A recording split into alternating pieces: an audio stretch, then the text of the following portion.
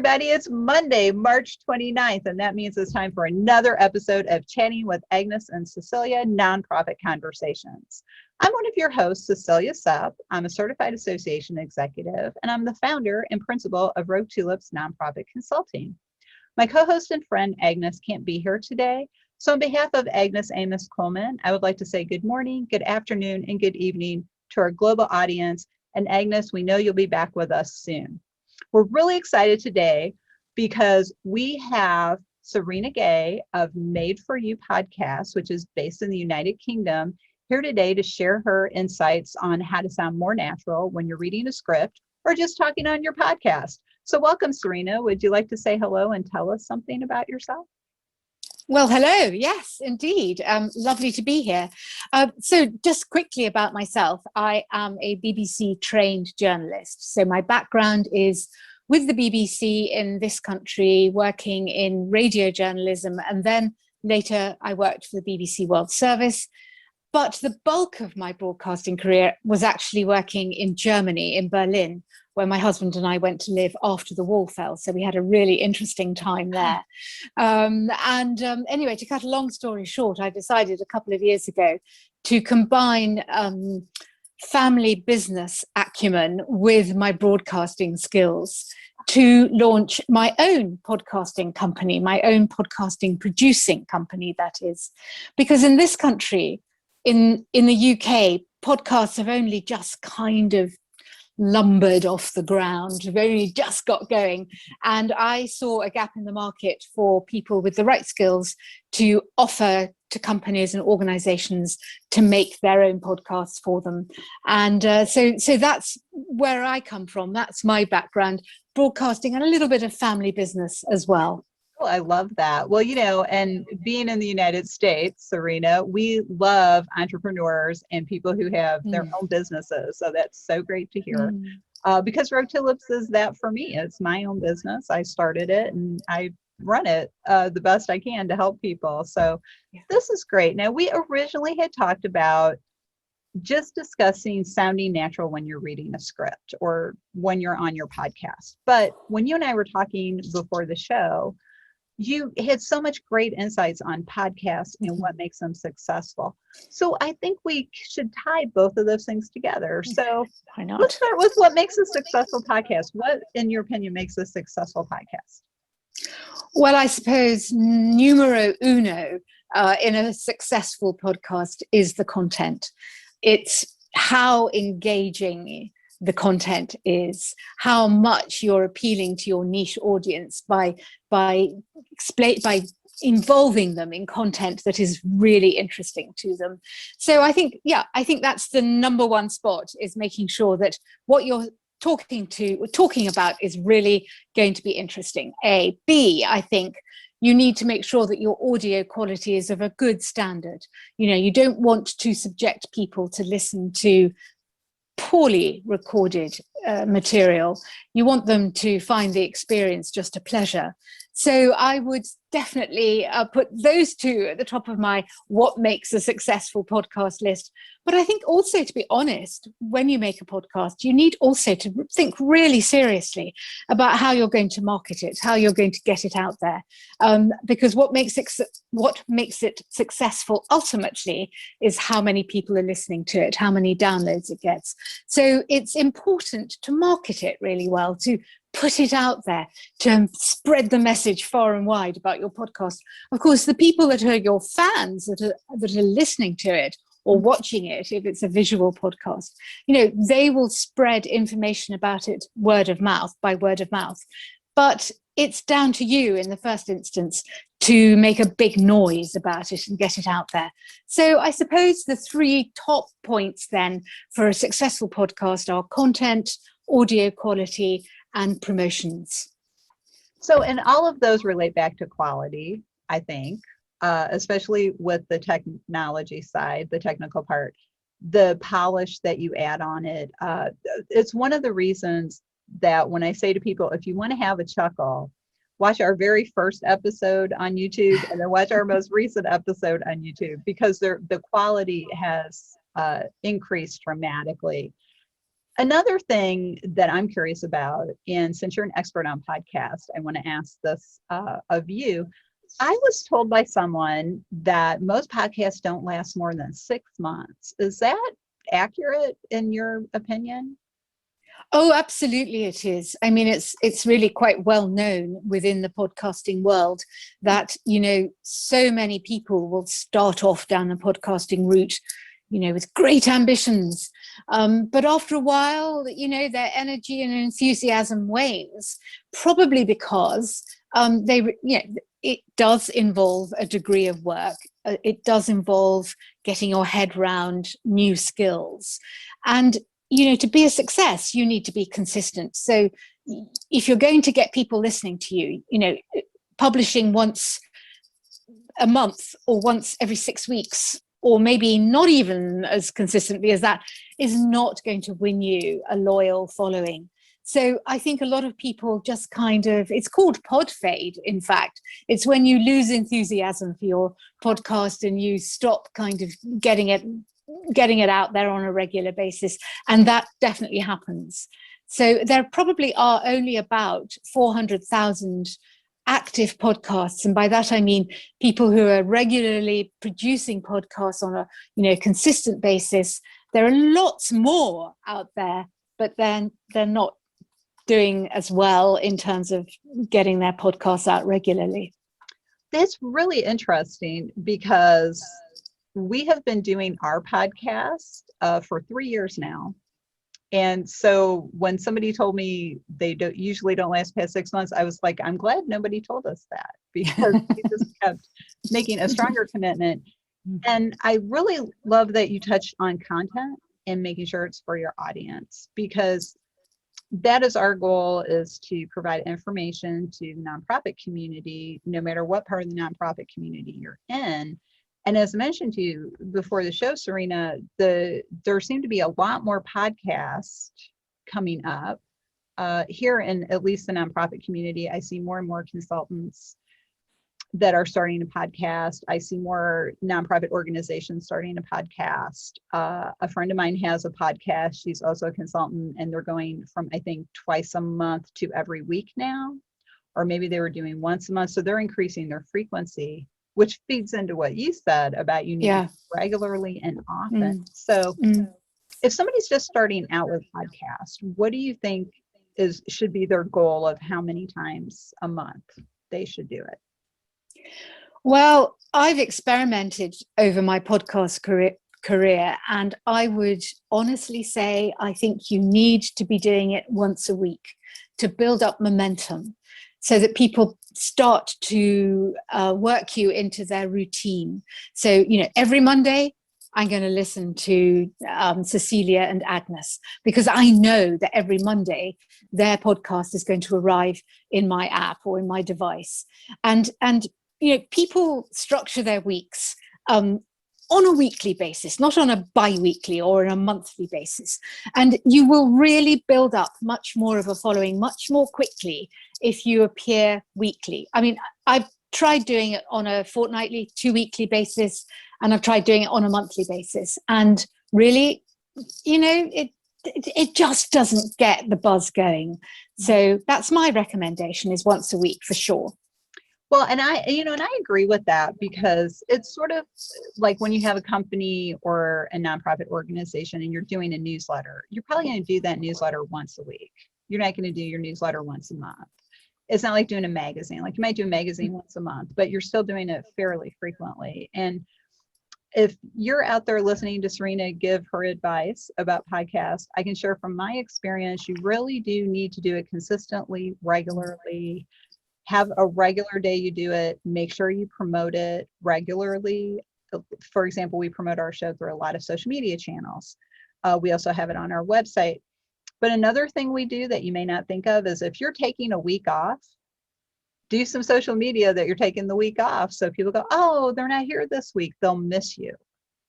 And we just took last week off, and I sent out social media saying, we're taking the week off. Go back and look at our playlist.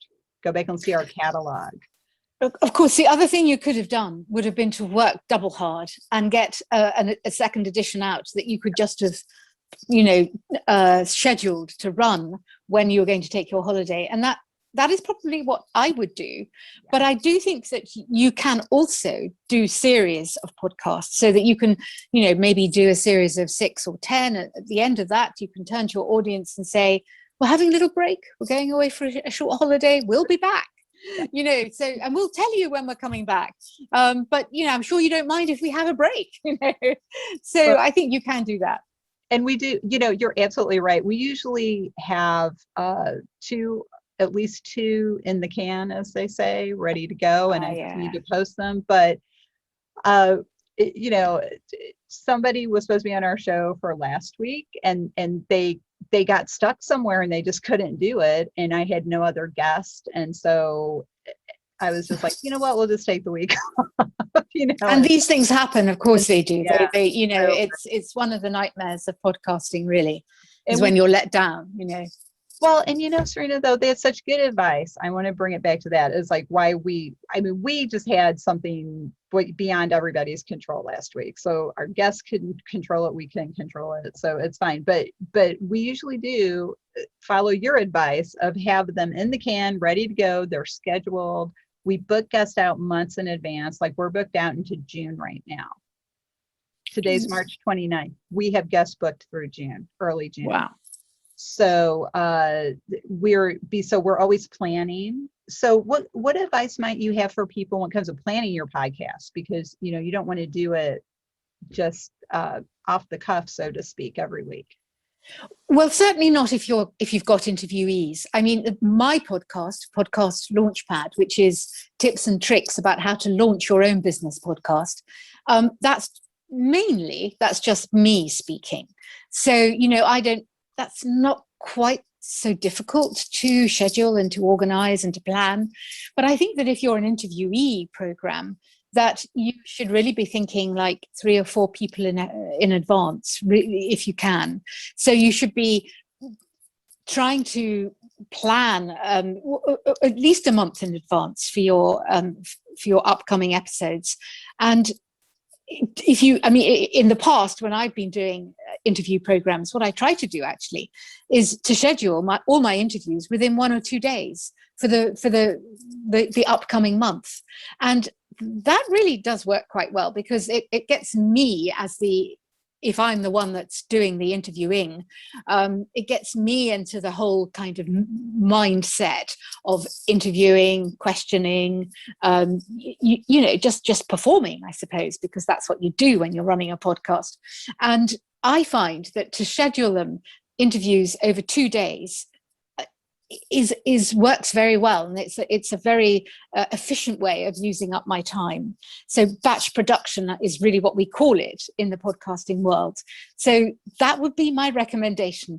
Line up your interviewees a good 4 weeks in advance and try to schedule them over 2 days so that you get it all in the can, all in one go. Wow, what a great idea. We usually try to do 1 or 2 at a time, but just because of the rest of our schedule. But that's a great idea. I think we're going to try that, Serena. That's a really wonderful tip. And believe it or not, 15 minutes goes a lot faster than you think it's going to. So we're coming to the end of our episode already. But one of the things I wanted to ask you to share some insights on was, how do you sound natural on a podcast when you're reading a script? Well, that is actually a really interesting point, because I think a lot of people have difficulty with that to begin with. There's this whole school of thought: should you script or should you just talk from a detailed bullet list? But I'm of the school of thought that you should actually write out a script, not for an interview, because you can't script an interview, a conversation like we're having now.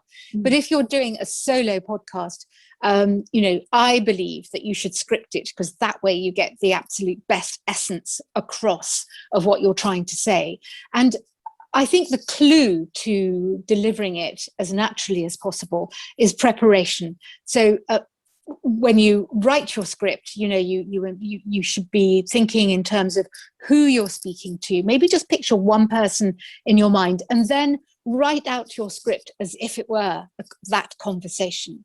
So you're writing in a conversational way, not in a kind of formal way at all, because that's not how you would hold a conversation. So you write out your script in a conversational way. You prepare your voice, I think, prior to the recording phase. So you hydrate, you drink lots of water, you do a few breathing exercises so that your lungs are ready to go, and you do a few vocal cord exercises as well, so that your vocal cords are sort of, ready to sort of be used to their fullest. And I have a whole load of exercises that I use, but one of my favorites is blowing through, is singing a song actually through a straw, not so that the noise comes down through my nose, but so that I'm just making noise through a straw. Opera singers do this, and it's the most amazing exercise for your vocal cords. It really does. Oddly, it really relaxes them. And if you're doing a whole load of interviews across one day, or a whole load of recording across one day, you might need to do that for your vocal cords. So that's a really great tip. Honestly, do bear that one in mind next time you're having to perform over several hours. So preparation and mindset, really important. You're the expert, and as long as you know that about yourself, that confidence will express itself in your voice. And, you want to come over as somebody who's in charge of the material. So you need to get yourself into that mindset that, people want to listen to you. You've got something to give to them. You've got something to deliver. Set forth and be in control. And practice your script, underline words that you want to stress as you read them.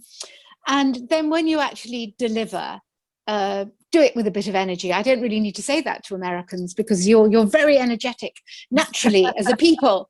Whenever you listen to an American sort of broadcasting, there's always a kind of natural sort of energy there, which is great. And smile, of course, because if you smile, that injects kind of warmth into your voice, and people will hear that. If they're not looking at you, they'll hear your smile.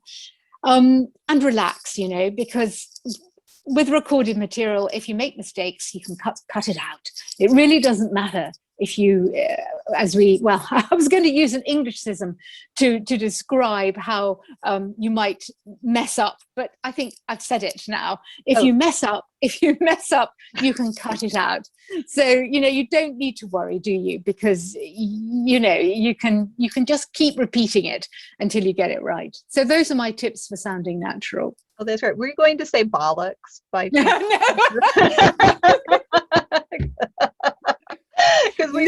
No. I know that's really not a good word at all in the UK, but Americans do say it like bollocks. Oh, okay.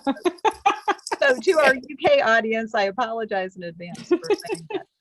No, that's great. Serena, this has been such a great conversation, and I know a lot of nonprofits are going to get a lot out of this. So if somebody wanted to get in touch with you to learn more about your company, or maybe listen to your podcast, what's the best way to do that? Well, you can always find my podcast. Podcast Launchpad is the 3 words you need to look for on Apple, on Spotify, on any of the podcast apps that are out there. My podcasts are very short. They're about between 5 and 10 minutes long, so you can slot them into any point in your day. But you can also, if you're a woman business owner, you can join my Facebook group for podcasting women, and it's called actually Podcasting Blueprint for Women Business Owners, and love to welcome new members anytime. And I do actually also have a free download that perhaps you will link to in your show notes, Cecilia, if you get a chance. It's a free download, which is really a basic guide to podcasting for business people. And it has recommendations for equipment and, how to record, where to record, where to go to edit, and how to broadcast your podcast to the world at large through a podcast host. So I would be very grateful to you if you could put a link to that in your show notes. And at your website, we're happy to do that. And my website is Made for You Podcasts. So that's easy to find. It's Made for You is, the 4 is a numeral and the U is a lowercase letter, -podcasts.co.uk. So love to see any visitors at any point on any of my outlets. Oh, that's great. And we're always happy to promote other people's businesses because that's what we're all about. We like to help other people. We have a saying in the US, I don't know if they use it in the UK, but a rising tide lifts all boats. So we're always happy to help other people. So that is That's fantastic. lovely. Serena, I hope you will join us again on a future episode and talk Love to. some more. This would be fantastic. You've been a wonderful guest. And thank you for sharing so much of your experience and wisdom and insights on podcasting. And we're feeling pretty good about ours, especially after hearing you, because we're like, oh, we're doing a lot of that stuff already. Thank you. And great. Well, it's been my pleasure. Thank you. Thank you for joining us. And it's another example of what Agnes and I like to promote about we all have so much more in common than we don't. It doesn't matter what country we live in. We have so much in common and we're all communicating and talking and sharing ideas. So thank you again, Serena Gay of Made for You podcast. And she has been a lovely guest. And thank you again for joining us. And if you'd like to learn more about Rogue Tulips Nonprofit Consulting, you can visit us online at roguetulips.com. You can also listen to these video versions of our podcast via anchor.fm, Spotify, or Apple. They push it out to a lot of places. We also are supporters of the 501c League, which is a virtual membership organization for everyone in the nonprofit community and the people who love them. Check out the league at the 501cleague.net. The 501c League is a leader in ethics training for nonprofit professionals and in support for earning the CAE designation. So thanks again. We have to go rogue for now, but we will be back next week with another episode. See you then.